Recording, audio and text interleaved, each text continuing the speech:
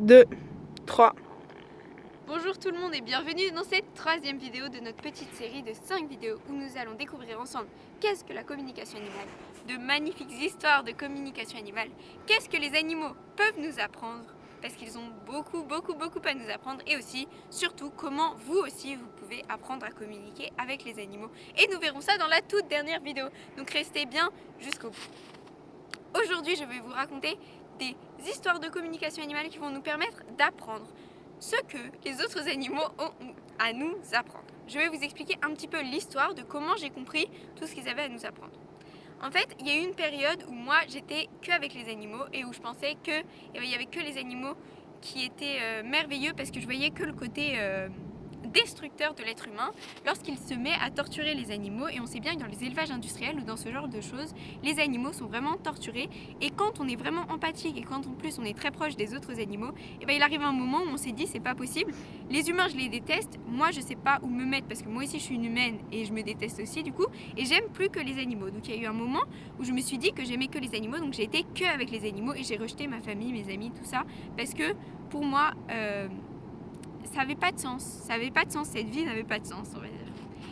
Et du coup, j'ai communiqué en plus à ce moment-là avec des animaux d'élevage, parce que je veux écrire un livre sur le sujet, il est presque terminé, et du coup j'ai communiqué avec des animaux d'élevage, des animaux de cirque, des animaux de zoo, des animaux d'animalerie, des animaux d'aquarium, enfin bref, toute cette panoplie d'animaux qui sont soit enfermés, soit torturés.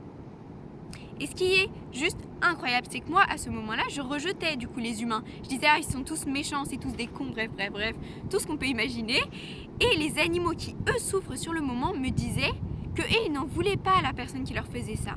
Ils souffraient atrocement physiquement. Donc, par exemple, un cochon avec lequel j'ai communiqué dans un élevage intensif, physiquement c'est atroce, psychologiquement c'est horrible. Et pourtant, lorsque je lui demandais, est-ce que tu te vengerais de la personne qui te fait ça?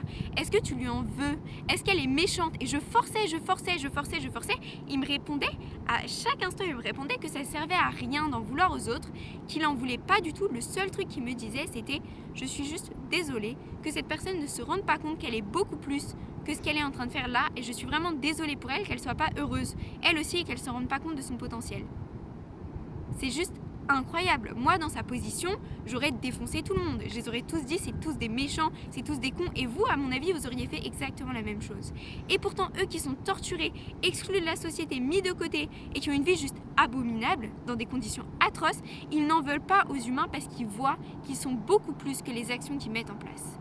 Et ça, je pense qu'on a beaucoup à apprendre de ça. Moi, à ce moment-là, je me suis dit, mais c'est pas possible. Moi qui suis dans mon petit cocon, qui vit tranquillement, qui est mon lit, tout ça, j'en veux aux humains, je les déteste, alors que eux, qui sont torturés sur le moment, ne leur en veulent pas et ne les détestent pas. Et là, ça a remis en question beaucoup de choses. De plus, ce qui est encore plus incroyable, c'est qu'à ce moment-là, les animaux, qu'est-ce qu'ils faisaient? Ils disaient des messages d'amour pour les humains. Juste en dessous, je vous mettrai des messages des animaux, donc vous pourrez descendre et regarder quelques-uns des messages que m'ont dit les autres animaux, alors que c'était eux qui souffraient sur ce moment et qui étaient torturés et enfermés. Et ils donnent des messages d'amour pour les humains, en leur disant de vivre leur vie, d'être heureux, qu'ils sont magnifiques. Ils me disaient vraiment, par exemple, un des messages, ça peut être « Accordons toute notre volonté au champ des possibles. Tout est possible, crois en toi et tout se réalisera. Cela ne sert à rien d'utiliser son pouvoir de création pour détruire. On a le choix entre les deux, on a le choix entre créer et détruire. Mais parfois, si on se rend compte de qui on est vraiment à l'intérieur, on se rend compte qu'il est beaucoup plus bénéfique pour nous de créer des choses jolies et de vivre en paix et en harmonie avec le monde qui nous entoure, plutôt que de détruire juste parce que à l'intérieur on se sent pas bien et du coup on se met à détruire l'extérieur aussi. » C'est un exemple un peu moins bien dit de ce qu'on m'a dit, mais voilà, c'était juste magique. Et il disait vraiment qu'on était merveilleux, qu'on avait quelque chose à l'intérieur de nous qui était juste incroyable, qui était vraiment magnifique. Et il me disait la même chose à moi qui me sentais hyper mal à ce moment-là.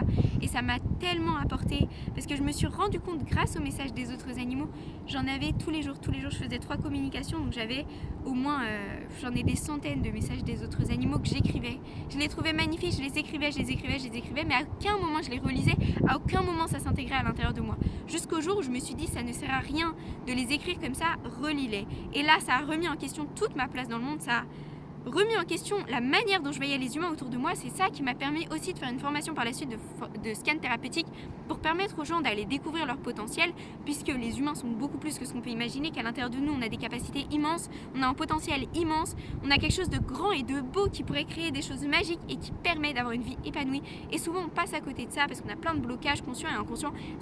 Tout ça on va pouvoir le voir grâce à un scan thérapeutique. Mais ce qui est incroyable, c'est que les animaux, ils nous scannent. Ils ne nous jugent pas. Comme quand on fait un scan d'ailleurs, on n'est pas dans le jugement, on est dans juste l'observation des informations qui circulent. Les animaux, c'est pareil. Ils ne jugent pas, ils ne créent pas de dualité bien, mal, méchant, gentil. C'est ça qui caractérise les autres animaux, c'est qu'ils voient les choses et ils disent je souffre, mais à aucun moment ils portent de jugement comme il est méchant, c'est mal ce qu'il fait dessus. Et ça, je pense que c'est très très très inspirant dans notre monde actuel, puisque c'est exactement cette dualité qui crée tous les conflits que l'on voit, toutes les guerres dans le monde, le fait qu'on est tout le temps en train de juger les autres, le fait qu'on est tout le temps en train de nous juger nous-mêmes et de dire je réagis pas bien, je devrais réagir mieux que ça, ce qu'il fait c'est n'importe quoi, il est méchant, c'est mal. Et c'est ça qui crée les conflits, parce qu'à chaque fois où on place quelqu'un comme méchant et quelqu'un comme gentil, et bah, du coup on va lutter contre le méchant qui lui-même va pas dire ah bah oui je suis méchant, lui-même va dire je suis gentil, c'est lui le méchant. Et du coup pouf pouf pouf, ça se tape dessus. Et c'est ça qui créerait une magnifique paix et la magnifique harmonie dans le monde. Les autres animaux ont compris qu'on est dans l'unité, qu'on est tous connectés, que ce qu'on fait aux autres, ça va se répercuter sur nous, et inversement, parce que tout le monde est une partie de nous, tout le monde autour de nous, c'est nous qui le créons, et c'est une partie de nous-mêmes. On ne peut pas créer de séparation entre nous, et il se trouve que comme tout est nous, on ne peut pas créer de séparation entre nous et les autres. Et ça, c'est vraiment un des plus beaux messages que nous disent les autres animaux.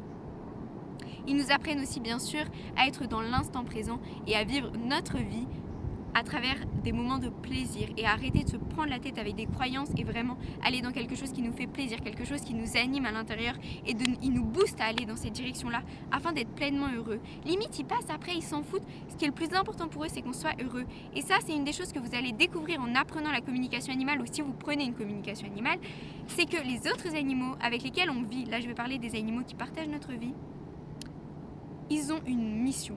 Ils ont une mission de vie, comme on dit, où ils ont un rôle en fait. Et la différence entre eux et nous, c'est que eux, ils le connaissent. À peine ils sont nés, ils savent directement quelle va être leur mission sur cette terre. Et ça, on ne le voit pas.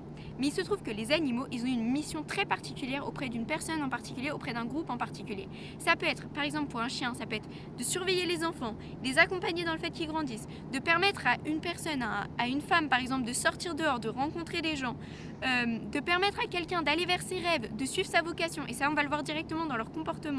Ça peut être de permettre à quelqu'un de voyager, de voir plus grand. Ça peut être de mettre de l'harmonie dans la famille. Ils trouvent qu'il y a trop de conflits et eux, c'est comme si c'était le point d'harmonie dans la famille. Ça peut être de soigner les autres animaux ou les humains. J'ai eu le cas d'un cheval qui avait été maltraité et dès qu'il y avait un autre cheval qui avait été maltraité pas loin de lui, il allait le voir, il lui faisait des bisous pour lui dire t'inquiète pas, tout va bien, je suis là. Bref, ils ont chacun un rôle, une mission et qu'on ne peut pas deviner tout seul si on ne leur demande pas directement. Et ça, c'est magique. Et ça, on a beaucoup à apprendre d'eux parce que si on suivait nous aussi notre cœur, on saurait nous aussi quelle est notre mission sur Terre, quelle est notre vocation, en tout cas quelle est notre voie. Et ça nous permettrait bien de cafouiller un petit peu partout. Et ça, grâce au scan, on peut le voir aussi.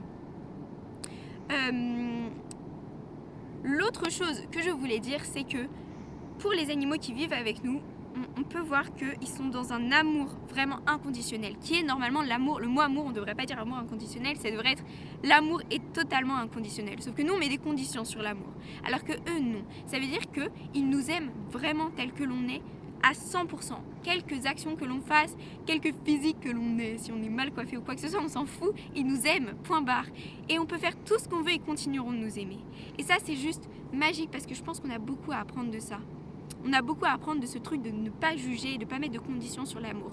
En plus, ce qui est encore plus magique, c'est qu'ils le choisissent cet amour. C'est pas imposé à eux, c'est un choix qu'ils font depuis l'intérieur d'eux-mêmes. Ils disent je veux aider cette personne, je veux l'accompagner, je veux lui apporter, je l'aime. Point barre, quoi qu'elle fasse, je l'aime et je l'aimerai toujours.